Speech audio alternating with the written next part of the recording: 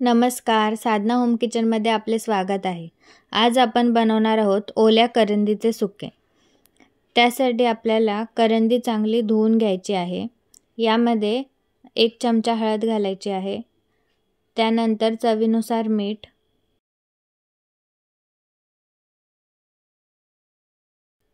आणि हे सगळं आता आपल्याला व्यवस्थित मिक्स करून घ्यायचं आहे. आता हे असंच आपण बाजूला ठेवून देऊया. आता कढई घ्यायची आहे. यामध्ये 2 चमचे तेल घ्यायचं आहे.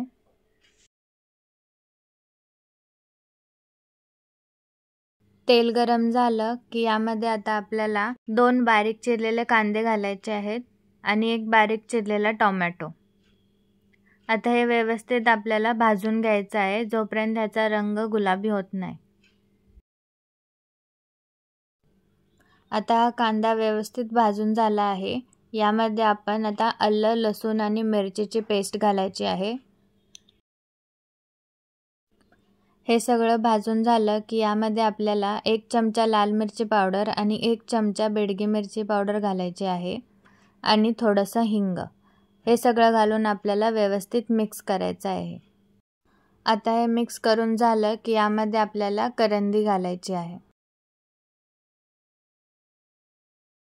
आता हे सुद्धा मिक्स करून यामध्ये आपल्याला थोडंसं पाणी घालायचं आहे आणि 2-3 कोकम घालायचे आहेत. हे आता आपल्याला 5 मिनिटासाठी झाकून असं शिजायसाठी ठेवायचं आहे.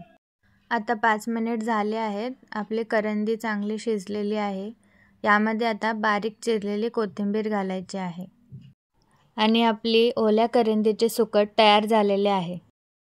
तर व्हिडिओ आवडल्यास नक्कीच लाईक, शेअर आणि सबस्क्राईब करायला विसरू नका.